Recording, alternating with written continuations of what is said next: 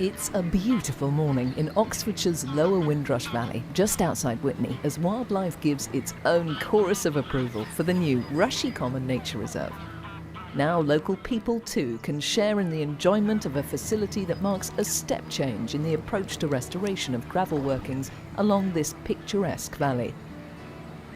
While water is still very much a feature of the restored landscape, Rushy Common is part of a new generation of sites made up of more diverse, man-made but nature-rich habitats. So this is a very good example of an excellent restoration scheme for wildlife, and the reason it's so good is the variety of wildlife habitats that's been created in the scheme. An awful lot of thought and care has gone into the design. And what we have here is a lake which has got fantastic margins with a good variety, regular margins with a good variety of shallow areas with islands and spits and a whole diversity of ranges around the shoreline. These include areas of gravel, beaches and gravel islands, but there's also other islands as well. There's muddy areas which attract a lot of lapwings in the winter time. And throughout the year this will be a haven for birds and a fantastic place to come.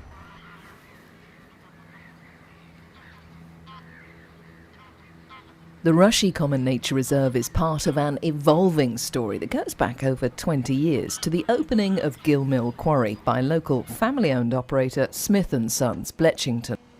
Gill Mill supports around 40 rural jobs and supplies not just sand and gravel, but sustainable recycled aggregates made from local demolition waste.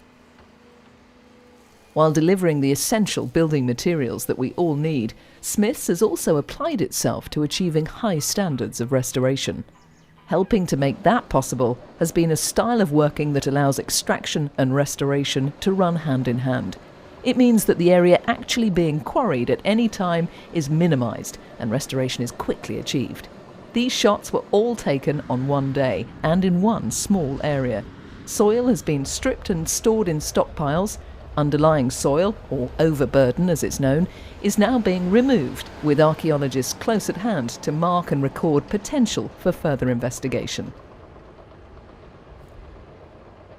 Meanwhile, close by, sand and gravel is being extracted, and previously worked ground is being not just restored, but carefully contoured to a detailed plan.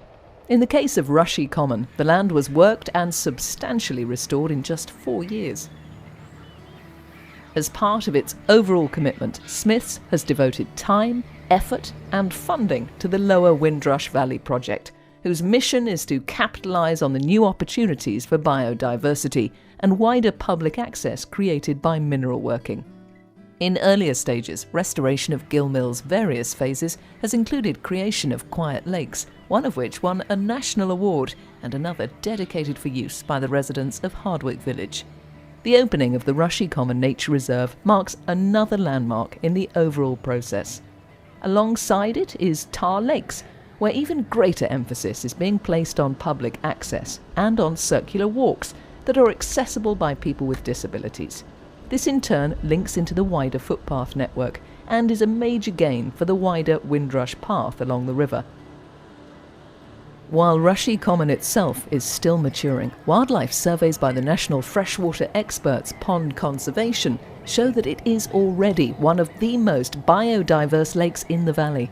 It is of especially high value for macroinvertebrates, including 6 nationally scarce species of water beetle.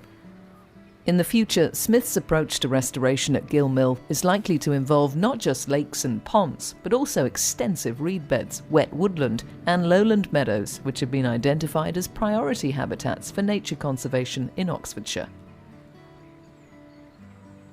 The company is also aiming to further extend public access so that local people can share the potential that has been created by turning intensively farmed land into an ecologically rich wildlife environment.